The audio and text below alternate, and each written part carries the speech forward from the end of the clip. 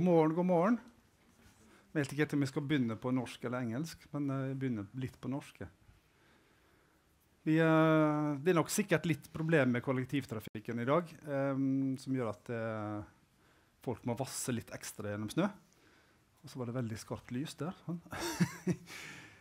Vi tar oss begynner, så får folk bare finne plassen sin etter hvert. I should perhaps switch over to English. I mean, if you want me to follow, it's fine. Yeah. Okay, you prefer English. Some years ago, I started thinking about design, and I wanted to see if I can build bridges between my discipline and other disciplines.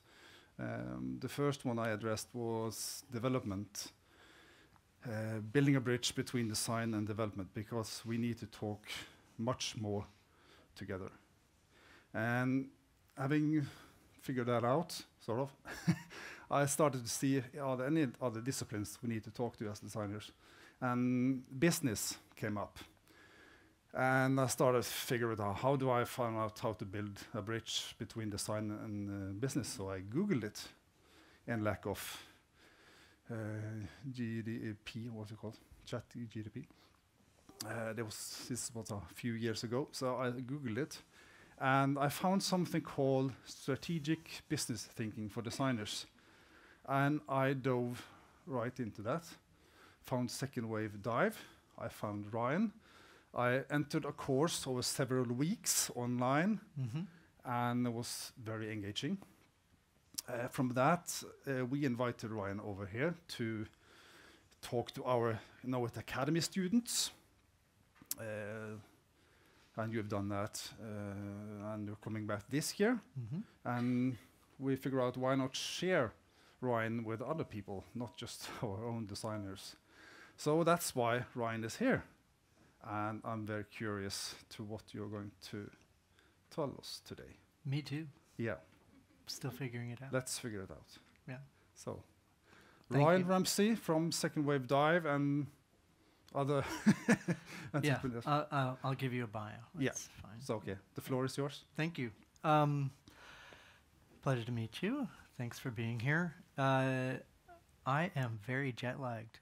I'm quite tired, so you might see me sitting a little bit. I hope that's okay. Also, I'd love to treat this more as like we're all sitting around a coffee table, because there's going to be a point in my talk where you'll see I'm kind of stuck. I'm not quite there yet. This is the first time I'm giving this particular talk, but I have lots of other material that we can get into, but it would be nice to hear from you at some point. What are some of the questions you have? What are the types of things that you would like to dig into? And I can probably pull something up from that, okay? So that's why I'm showing my full screen here, so that we can jump into other potential tools if needed. Should we get going? Keep you on schedule? Okay. Why does design exist? It's a very existential question. How many of you are designers? Quote, most. Other disciplines, developers, sales, okay, engineering, marketing, okay, mostly designers, okay. I'll just start by giving my answer. Design exists to support or create competitive advantage. I'm going to clarify that. I'm going to give a specific reason why that is, hopefully. But I wanted to start out with that. Okay. So for the next 30-ish minutes, give or take, I've got nothing else to do today. So if you want to hang out and talk afterwards, I'm happy to. You might have some feelings about what I'm going to share. Feelings are okay. You might feel uncomfortable at points. You might feel a little disappointed. Oh, you're letting us down. But you also might feel some relief. And you might feel a little bit better. Okay? So again, I gave you my answer. Before we start, I want you to think about a year from now. You're all professionals. You all sounds like most of you are doing design for a living. I would like you to imagine a year from now that you are seeing the results that you hope for. That you are exceeding, you and your teams are exceeding all the expectations that you have for yourself, customers have of you, that your organizations have of you. And you feel valued and heard. So I just want you to think about this. You don't have to answer me, but it's a rhetorical question, but for you to think about. I want you to think about what's different about you a year from now compared to today. What has changed? What is different around you day to day? So the reason we ask this is about setting expectations. And design is an intentional act of problem solving, but we have to really have an idea of what the expectations are of what good is before we get about and going to design. How many of you day to day when you show up to your work have a clear idea of what good is? No hands, yeah. Very hard. One hand, I'm glad. Okay, so who am I? Who's this person? Who's this American? Well, you should know that I'm a very silly person normally when I have energy. Everything begins and ends with these people. This is my family. We're a silly bunch. We like to be silly. I have lived in a lot of places. I was born in Arizona where Fahrenheit, it's about 110 to 115 degrees every day, the desert. But I grew up in New Jersey, so if you've ever seen the Jersey Shore, those were my neighbors. I went back to Arizona for university. I lived in Los Angeles for a time, then moved to Austin, Texas. Lived in Switzerland for 3 years, back to Austin, Texas, and now I live in rural Vermont. So Vermont is between Boston and Montreal.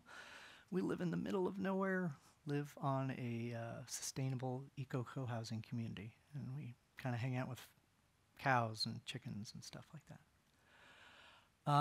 I've also had a bunch of jobs before I ever decided to work in tech or be a designer. Worked on a farm as a kid, was a ski instructor. During college, worked at a customer support service, waited tables and bartended. My formative years were in the 90s, so I, of course, was involved in raves, because as you do. And for a brief time, I was a professional actor. That's why I was in Los Angeles. Don't recommend that, ever. But I've had sort of this mixed background, and I think it's important to talk about that we are more than just our identities as designers in how we make decisions and how we go about things. I'm very passionate about music. Music is kind of how I experience the world. I do love to travel, museums, Liverpool Football Club, and I love to dance. Be very, very fortunate that we are here, because if we were in, say, America, I would be asking you all to have a dance party with me right now for a 60-second time lapse. But I won't do that here. It's early. I've been very fortunate enough to work with some amazing people throughout my career. This has been perhaps the biggest highlight for me, working with these just fantastic people who inspired me. I've had a variety of jobs. That's kind of where a lot of the material that you're going to hear about today it comes from. So I started out as a freelancer, met my wife, and I wanted weekends off, and so I got a real job, quote unquote. And they didn't quite know what to call us back then, so if you ever had a title that wasn't designer, even though you were designing, they called me a web producer. But really the materials that come into what I do now starts to come out through these experiences of where I spent 4+ years at Apple. And then I started to build organizations at different companies, Electronic Arts twice, Nestle. And then I left design and I went and worked in corporate strategy at a bank. That was interesting. And then for the last 4 years, I've been out on my own. I wrote a book. It's totally free. If you want to read a bunch of stuff about business thinking, you can go download it. Happy to share the link either way, but it's totally free. You can Google it, find it. It's available as a PDF. You can read it online. Kindle, all that kind of stuff.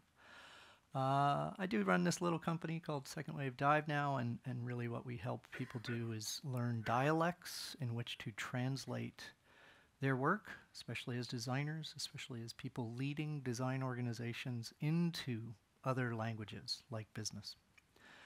I run a school. It's called Chief Design Officer School. And on April 5th, we're launching Anything But Design because, yeah, let's talk about other things. Let's talk about us and that kind of stuff. But remember, everything begins and ends with these people. All right, enough about me. Why am I here? I'm going to sit down because I only had 4 hours of sleep. So if we think about the last 10, 15 years, design's kind of been all the rage. We told people that design was needed. We told them that there was this concept of a three-legged stool, that if you just add design, that's all you need. And guess what? It worked. Design now shows up in all these different places, not just in sort of design-focused mediums, but we show up in Fast Company and Harvard Business Review, and design is taught to many non-designers around the world. We've kind of made it. And we see lots of case studies from these brands, from these organizations that inspire us. Sometimes they're products that we use, services that we use. We kind of like these stories. We've probably, maybe, perhaps used these stories to convince the companies that we work with or our colleagues that design is good. It's great. And there are now design executives. If you would have asked me, in 2010, how many design executives there were, I could probably count them on one hand. And now there are many, many design executives out there. So at scale, there's now over 250,000 people who are employed professionally as designers. Pretty good progress. That's like going to see Queen 3 nights in a row at Wembley Stadium. Old Wembley Stadium, not new Wembley Stadium.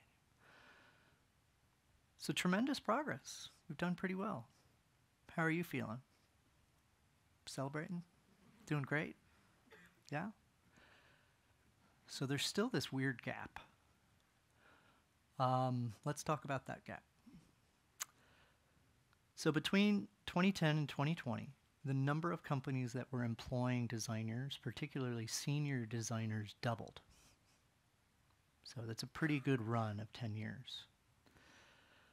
But when surveyed during that same period, senior executives at these companies, 90% of them, they thought design wasn't quite living up to its potential. We've heard all these stories. We thought we were going to get this stuff.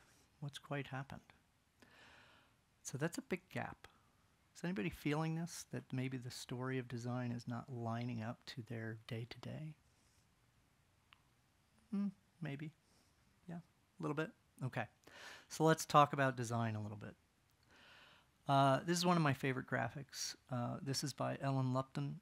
So Ellen is a graphic designer, a really well-known graphic designer, and Ellen curated this for the Cooper Hewitt National Design Museum at the Smithsonian in Washington, D.C., and described design as a bunch of things. Design is storytelling, design is art, design is a verb, design is systems, it's a way of thinking, it's the stuff around us. I'm going to ask you to interact with me a little bit. Has anybody explained design in this way to other people? Sure. Do you have these conversations with designers that this is it, right? Yeah, all the time. Have you heard this from lots of designers in our articles? Yeah, totally. Do any of those answers help you understand why design exists? Have any of those answers helped you explain why design exists at your organization? Maybe not so much. If we just look at the dictionary definitions, design is a verb and it's a noun. If we look at the verb, we have things like to prepare the initial drawing, plan, or sketch, to make the drawing, plan, or sketch. But it's also to intend for a specific purpose, or to plan or outline, or to fashion a form or an object. Are there other people that you work with who prepare plans? Are there other people you work with who sketch? Have they been taught to sketch? Do they have specific purpose? Okay. That's interesting. Design is also a noun. This is where I think there's more interesting definitions. So design is also the plan or sketch. It is the specific purpose. It is a problem-solving methodology, but it's also a stage in a process. Have you ever been part of an organization that has, develop, design, these types of stages? Yeah, well, that's interesting. Are designers typically involved in that? Maybe not. Maybe it's an engineering process or a step called design. How many of you belong to an organization called design? We are the design team. Interesting. Another definition. How many of you have worked with people who said, "Can you give me the design? Is it a digital file or a physical render?" Yeah. Did you know that one of the definitions is a plot to deceive? That's fascinating. Okay. Are we clear when talking to our colleagues or with each other which one of the definitions we mean when using this fun word? Not always. Are we clear that when our colleagues ask us about design, what they're asking for, what their expectations are? Maybe not. Do any of those definitions help you understand why design exists? Or is it still feeling fuzzy? Yeah. I asked this question last week, and I got a variety of responses from designers. Lots of them are good, because that's what humans do. Design is making intentional interventions and interconnecting systems you don't control but could potentially influence. Yeah? Design is to bring what is created, including downstream impacts of what we're focused on, because you have a problem you don't know how to solve. Because there's no other discipline primary related to problem solving exclusively through the lens of user empathy. Interesting. Does any of these answers help you explain to your sales partners or business partners why design exists? In my experience, not quite. They're still not sure. I'm still not sure what I'm going to get when I work with a designer. So I'm here to talk about why design exists. And I'd like to kind of have a more interactive session with you, because I'm going to get into some nerdy stuff that you probably haven't seen before. And I kind of want to gauge how that's going before I go even nerdier. But I also want to reframe the question a little bit. Why does professional design exist?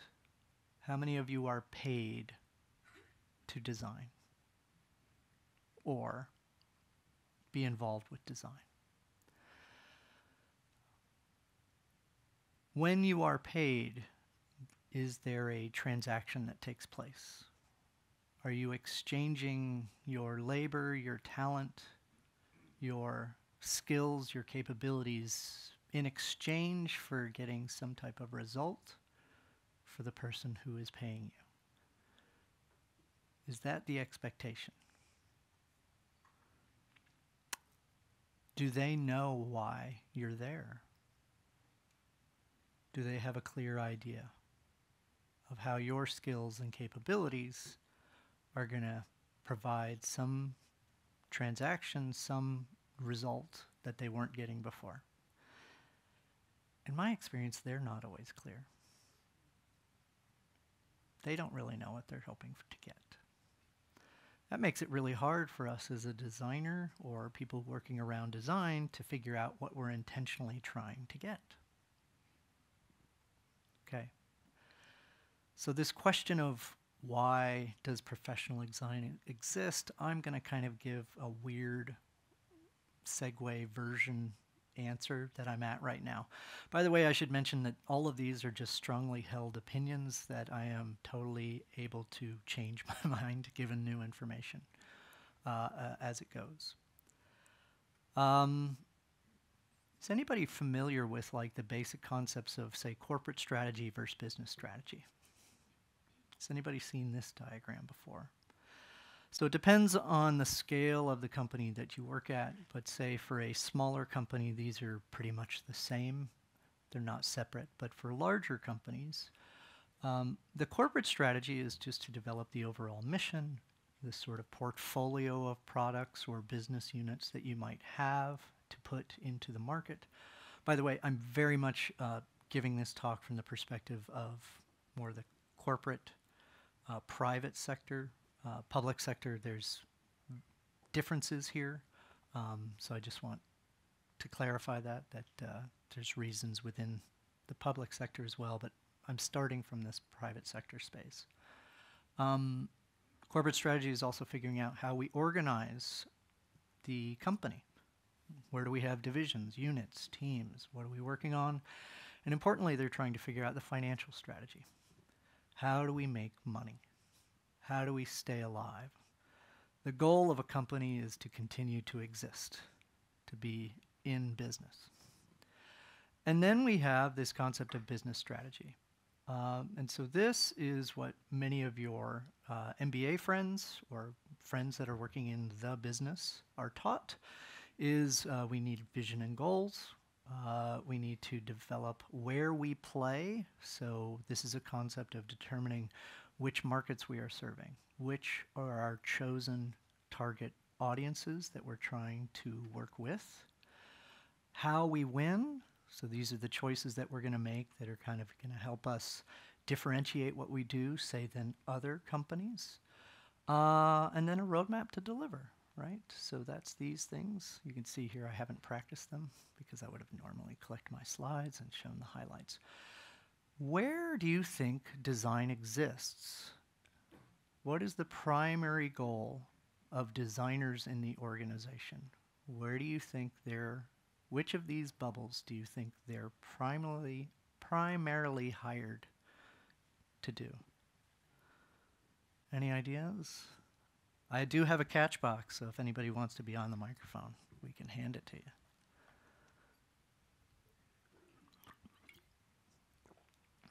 How many think it's to help the company with their vision and goals?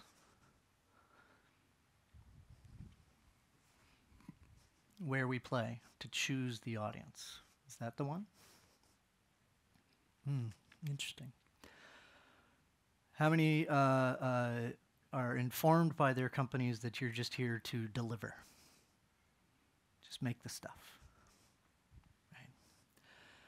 Well, the answer is most employees, not just designers, 99% of us are actually hired to help the company win. But even our organizational leaders might not know that. Okay, I'm going to get into this a little bit further. How we win is we typically figure out what are the products and services that we're going to offer to a customer. How are we going to get people to be aware that we have an offer? We do use marketing to do that, just to get them aware that this thing exists. Sometimes we have a sales strategy to turn what we would call a prospective or prospect into a customer, to transform them from being curious to saying, yes, I want to give you money. And then we have this thing called organizational strategy, which is, again, to sort of define these different groups of skills, capabilities, how do they work together to produce the product or service as an offer. Where's design? It's interesting. Does anybody confused? Where's the design strategy?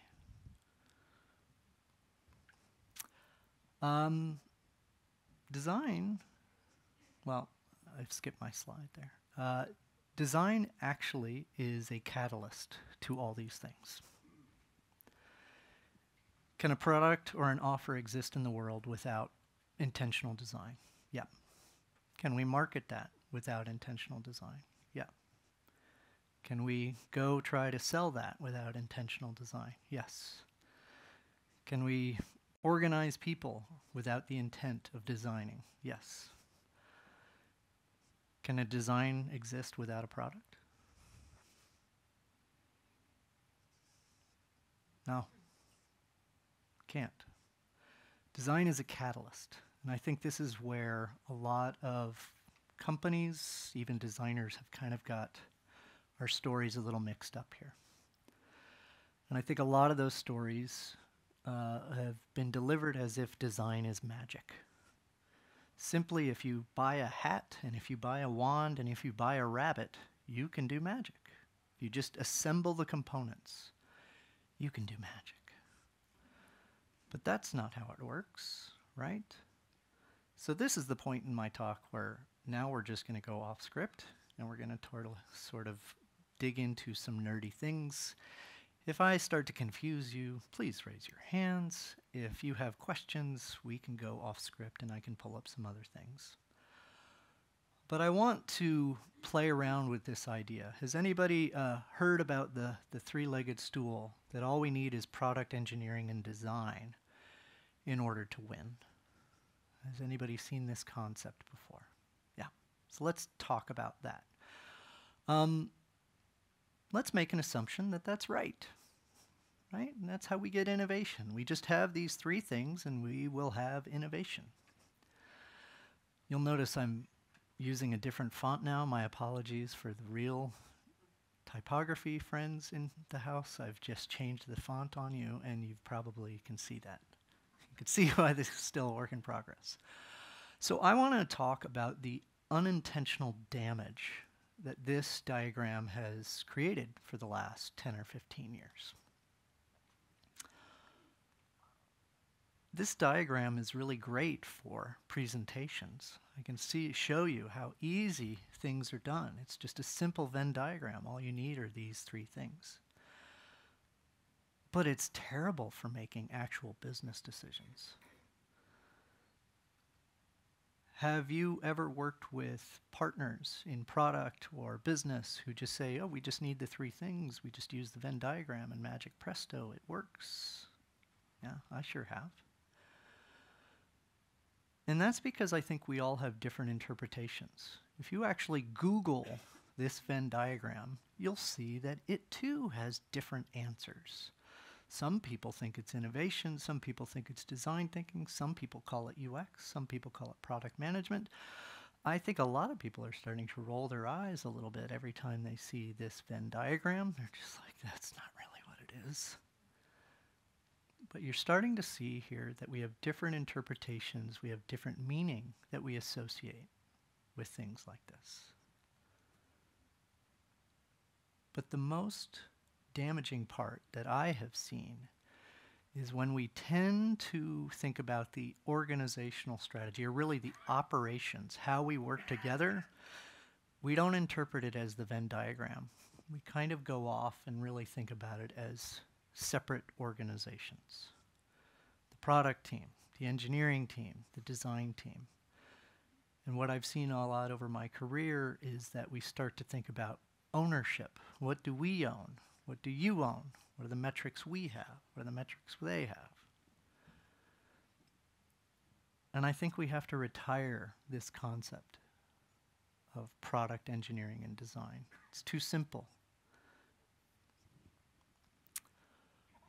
And when org names, because a lot of times organizations are called the product team, product management, the engineering team, the design team, when org names kind of divide us, we could still make a slightly different, updated, or maybe you've seen this version of the diagram, that in order to create good things in the world, or better things for the organization, that it has to be viable, has to make sure that it makes business sense, it has to be feasible, that we have the capabilities to do something, and it has to be desirable, that the customers want it. And so when those org names tend to divide us, this is where I've seen over my career that using these words brings us back together. So remember, our job is to help companies find new ways to win. It's a lot of employees' jobs. Innovation, products, services are just one way to win for a company. What's another way a company can win? Have any of you purchased something because it was affordable? It was the cheapest option. Pricing is one of the 3 fundamental ways companies win. If you have flown on EasyJet or Ryanair or any of these airlines, you're not expecting great service. You're probably not expecting that layback seat, but that's one way they've chosen to win.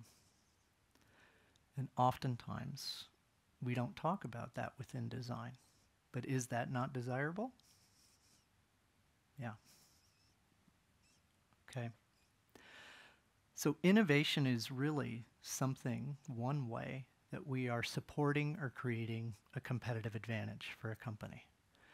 There are lots of companies who have chosen to create a competitive advantage around pricing. There are lots of companies that have chosen to make a competitive advantage out of making great product. But there are lots of companies who've also chosen to gain a competitive advantage because they are focused on a very niche audience, very small particular audience. We see all these great case studies from these companies that we love. What are they focused on? Well, they're really focused on innovations not just to make, but to help support or create competitive advantage. Has anybody heard of the concept of creating a moat? So in business, this is a weird castle analogy, but in business, companies try to create moats, or those boundaries of water to protect their position.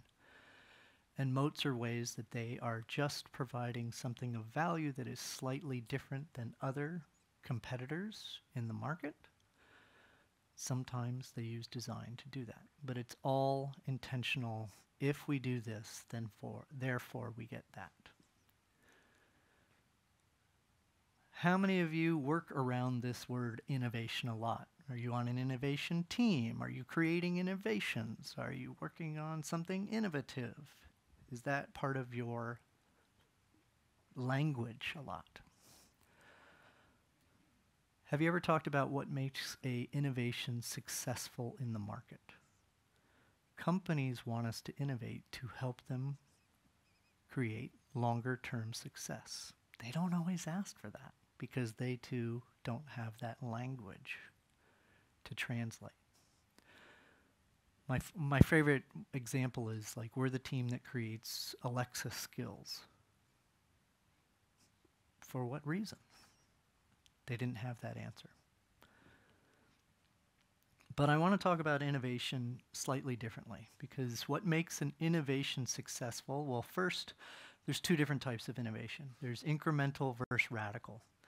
Incremental is simply just improving a product or service within the frame of the existing solution.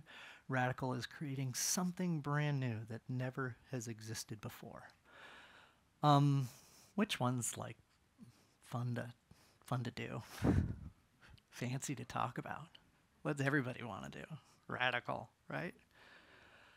Most innovations are not radical. They're incremental. But rather than just talk about the differences here, what do you need in order to make any innovation successful in a business sense? Is the innovation has to be novel, it has to be new. It has to be unique, so different than others, and it has to be adopted. Why do you think the majority of innovations fail as designers? That's right, adoption. Adoption is where the majority of innovations fail in a business sense. In fact, 96% of innovations fail because they weren't adopted. What are designers pretty good at? Figuring out what people want to adopt. Well, it's kind of nice. I can whisper with a mic.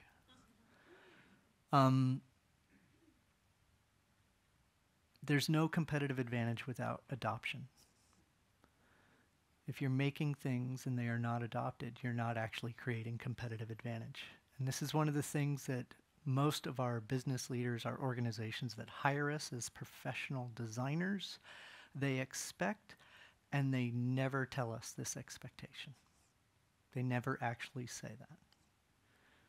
And in my experience, it's not because they don't think about it, it's because they're just not making that natural connection, or that they think this is important for designers to know. Desirability is really a catalyst to viability.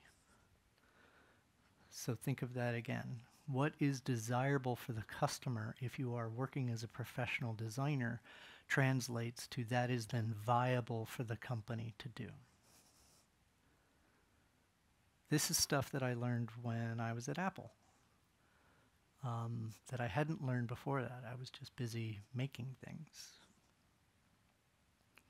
And desirability is a catalyst to superior business positions. And when you're thinking about viability, most companies want to have some type of superior business position. It's not to be like better or in direct competition, but they want to continue to exist. So they're looking for ways to exist or simply be in a superior position that other companies aren't. And that's competitive advantage. How many of you, when working with your product friends or engineering friends, have these discussions? Do they know that this is the outcome? A couple of you, but yeah, in my experience, this is quite rare. Most of the discussions are just the pieces to deliver. So design exists for me to support or create competitive advantage. And this is really about professional design. So again, this is where. Do you know right now in your organizations what your company is seeking as a competitive advantage? Or do you know the existing competitive advantage that they have? Do you think your product friends know? Do you think your engineering friends know? Again, in my experience, this is stuff that most of us haven't been told. But I think it would be helpful if we knew what that was.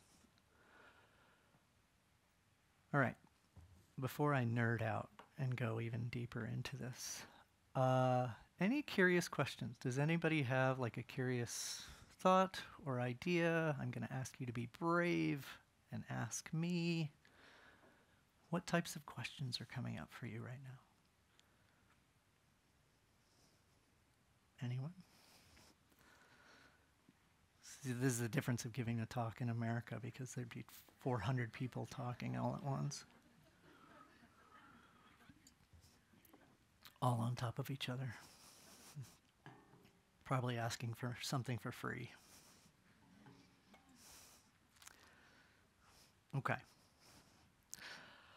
I'll let you hold that thought. You're more than welcome to come say hi to me afterwards.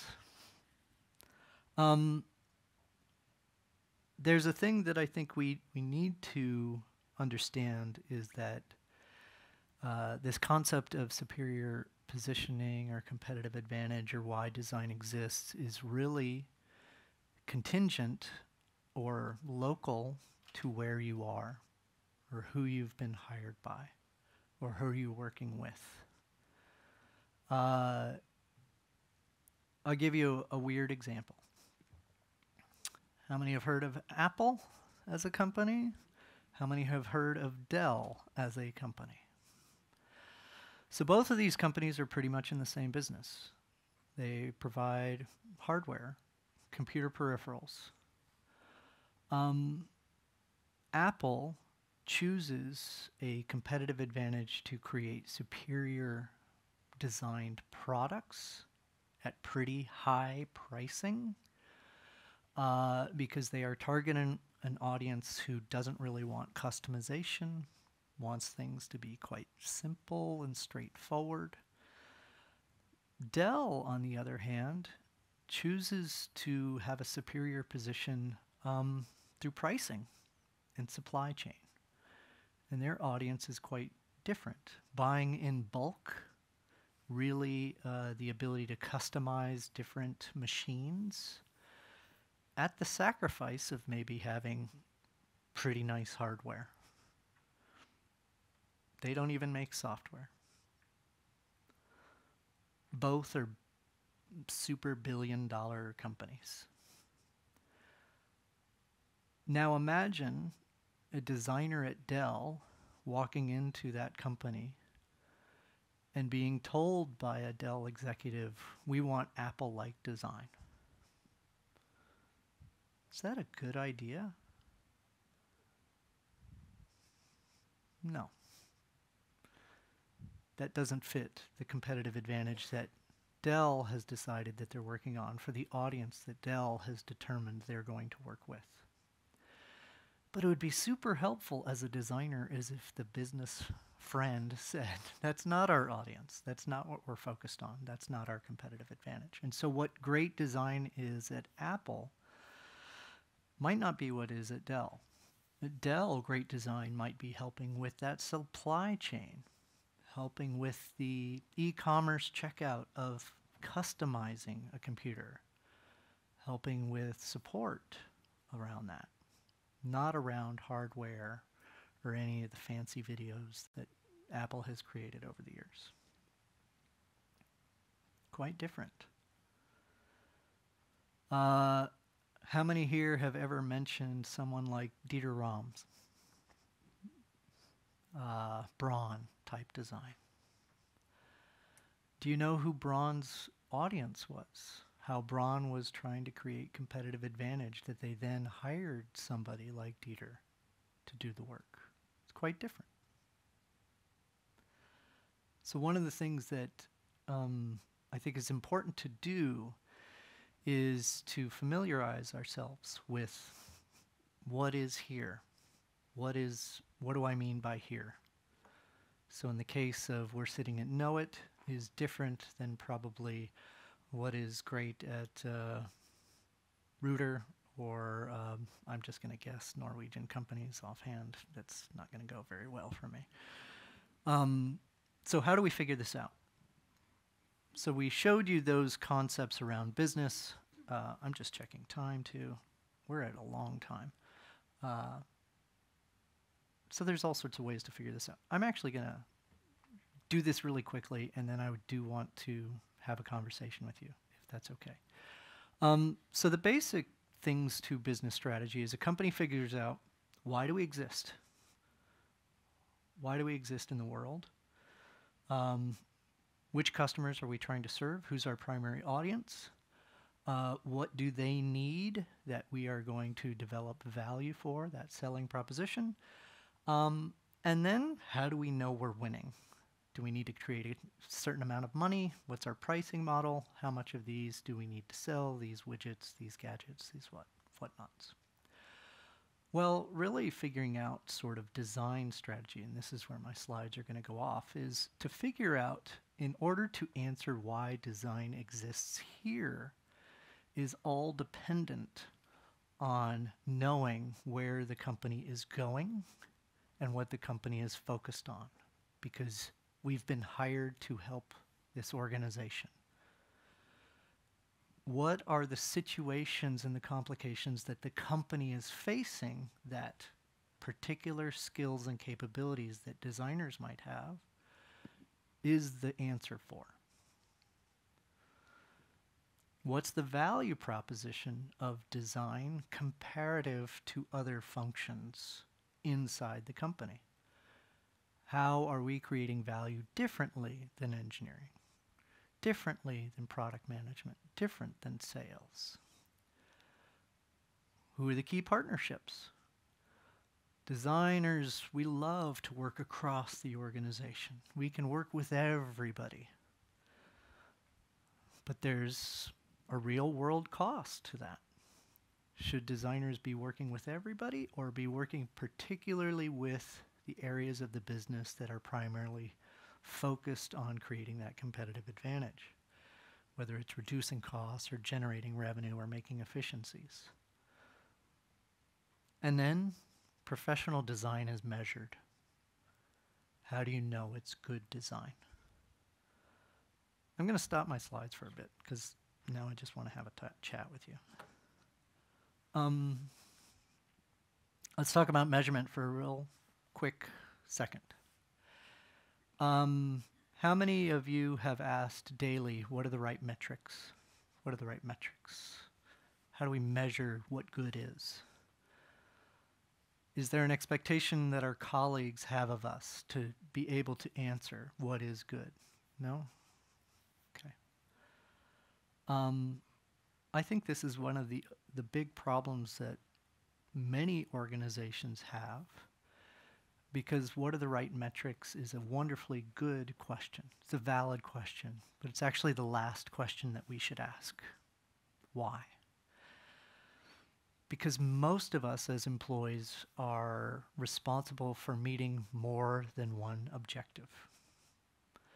And we don't have any idea what these objectives have to do with one another. And our colleagues can't really explain it either. How many of you are trying to learn something new, or your company wants you to learn something new, like agile?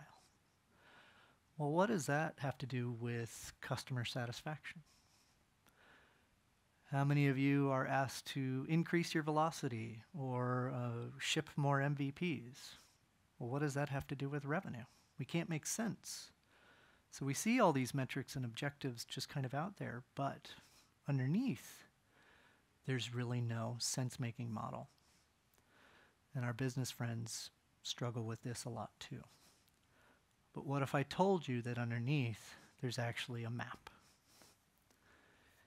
If we increase our agile training, we expect that to reduce our velocity, or increase our velocity. Sorry, we don't want to reduce it. If we increase our velocity, that should increase customer satisfaction. If we increase customer satisfaction, that should create more revenue. There's a model there. But that's the model of viability. As designers, do we have a model around desirability? Do any of you talk about things like accessibility versus usability versus impact or some type of visceral emotional feeling? Yeah. Do you have a map? Because if we make it more accessible, that should make it more usable. If we make it more usable, it should create some type of impact, maybe reduce the time it takes to do something for the user. And if we create more impact, that should perhaps increase the credibility of the option so that the user or customer chooses to use that as opposed to whatever they were doing before. I feel like I'm wandering now, so I would like to hear from anybody if you have any questions. I can dig into lots of different things around ROI, business models, any of these types of things. I'm happy to keep going, but I know you all have probably places to go to get paid as a designer. Are there any particular questions that are coming up for you right now?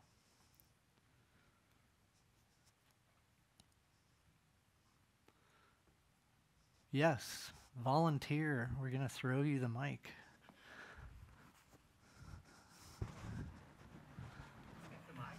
That's the mic. So I'm very curious about why you challenge the model of viability, feasibility, desirability. Why do I challenge that? How do you challenge? Oh, how do I challenge that? How do I get people to think about it in a new way? Yeah, because when we think about cross-functional teams and the product, it's already difficult to put people on that model and everybody think. Yeah.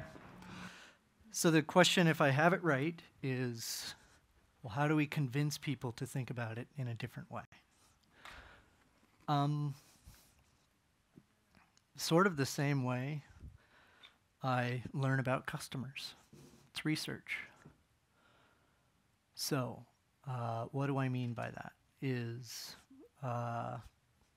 this question here that we asked at the beginning.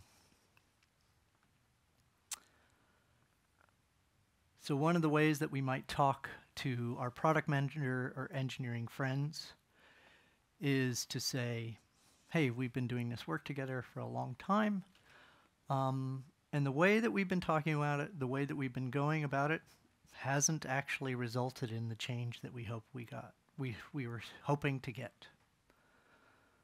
Does that make sense? Like if you're working with product managers and engineering friends who believe in this triad model, how long have you been working together? Have you been working for 6 months, for 18 months, for years? Are you all actually getting the results that you hope for? Is it working? Because if it's not working, the way I talk about it is to be a historian. Hey, we're happy to keep moving in the same direction. We haven't seen anything change. We haven't seen any of the results that we hope for. Would you like to try something different with me?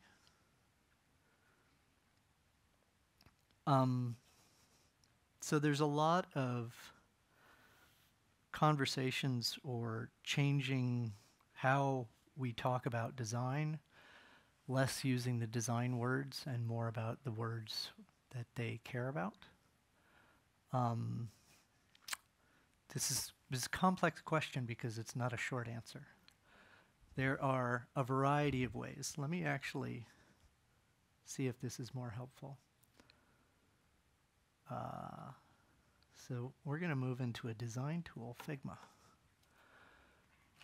Let me just move through here and talk about how does your organization make decisions? Have you ever looked back and analyzed how your company is making decisions? So typically, there are sometimes business reasons, there are product reasons, there's practice or process reasons, or there are people reasons. So the first thing that I would do is analyze the shape. What do I mean by that? Is when I worked at when I worked at USAA, which is a bank, most of the decisions were made because of people reasons, meaning I don't want to do that. We need to develop a relationship and get to know each other for 18 months before I trust you. Those aren't business reasons. Those are relationship reasons or people reasons. We're working for an executive who says, do this because I said so. That might not make business rational sense. So one of the ways that we start doing this is figuring out how the current place that I'm in makes decisions already. It's the same way that we would look at a user. How are they currently making decisions? What are the steps that they're taking to make a decision or choose an option?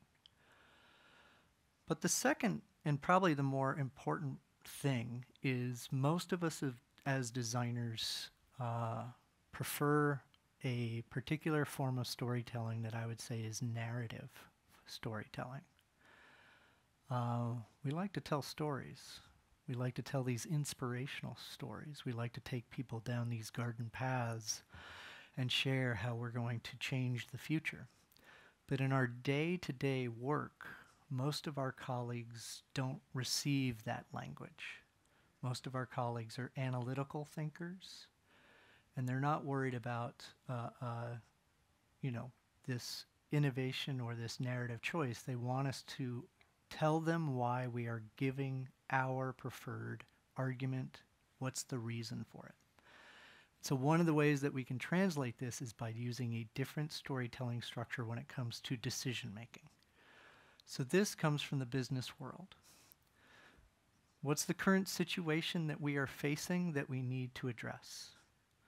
What are the complications if we don't address it?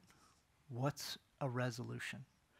How many of you have ever asked to do more research, or say we need more time, or we need more designers? Probably all of us. Have you started that argument by saying the situation to address is we need to do more research? And has everybody in the room said, nope, I disagree? And then have you spent 55 minutes trying to convince them? That is not a good argument. Doing more research is one potential solution. What you want to lead them to or address is what doing more research will fix. The situation is something that we all care about. So one way that we can start to change this narrative is simply to hear what they think is important. And start from there. So what's an example that a product manager might say? We need to ship more MVPs. Or adoption is going down. That's a great situation to start with. Hey, I heard you. Adoption's going down. Complication. Our entire backlog for the next 6 months was based on adoption going up. Yikes. Complication. We're losing money if adoption continues to go down. Resolution. Well, we don't quite know what we're going to do. We suggest doing some short-term research. Or we suggest moving all the design resources on this one thing. By changing that narrative, what we're hoping to do is saying that our preferred resolution helps address the situation that they're worried about. Because they're typically not worried about research as a general thing. So this is just one example. A lot of it is changing how we talk about design in this concept. My suggestion really is go start with the book. It's free. It'll talk about these different methodologies in there that we can't possibly dig into that answer. I would also say this. How many of us would really like one answer? How many of us would really like one answer? Maybe the battery went out. Battery's okay? All right. I'm going to stop too because it's now 9:35. Wouldn't it be nice to walk into work and have one spreadsheet or one document that just gives us all the answers? It would be awesome. It's never worked. It's never worked. The lesson that I learned in moving from Apple to all these other companies is all these other companies hired me to do what Apple did. And it took me about 4 years to figure out, oh wait, none of these companies have the same financial strategy as Apple. None of these companies have the same organizational structure as Apple. None of these companies are focused on creating the best hardware and software on the planet.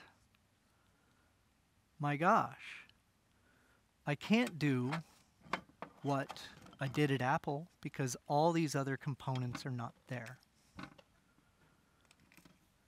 And so there was no one resolution. Instead, the models, the frameworks, the structures that we have as designers are not finish line documents. The spreadsheet is not the finish line. The spreadsheet or your journey map is simply a head start. If you think of a 400-meter race, all of our structures, all of our preferred frameworks, that just means we're starting at the 100-meter mark. It's not actually the finish line. How many of you have ever produced something like a journey map or a service blueprint? Pretty rad stuff, and your colleagues generally say, "This is rad. I can't believe you did this. This is amazing. I love it. Hold on, I'm going to put it in a drawer, and we're going to imagine this never happened. We're not going to talk about it again." All the time. What we've unintentionally done is given them a document that goes beyond their skill set. They don't know what to do next.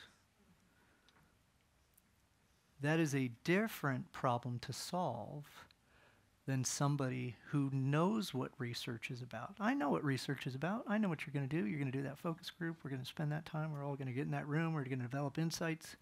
No, thank you. That sounds expensive. If we think about the reactions that our colleagues have with us, they're often similar to reactions that customers have with us. Sometimes we provide things that go beyond their ability, but they're excited. They have motivation. I love that journey map. I just don't know what to do with it. Is a different problem to solve than I know exactly what research is. No, thank you. So in that case, we would change the argument for research. We often say, I do research in this way because it creates customer value. And our colleagues might say, yeah, no thanks. We know what the customers want. But if we were to say, I do research in this way to reduce the risk of going to market before we scale operational costs, colleagues might say, oh, okay, I want to do that. The end goal is still to get research in there. We might just have to change our pitch, our argument, to what it resonates with them. So I'm going to stop because we can nerd out and go really deep here. I'm not sure if I actually answered the question of the talk, but I wanted to thank you very much for being here. And yeah, we're just going to talk about design a little bit differently. And I think we exist professionally to help the company with their competitive advantage, to either support it or create it. And a lot of our job is to be curious about what that competitive advantage already is with our colleagues and see where those conversations go. Okay? And keep doing great, rad work. Yeah. Thanks.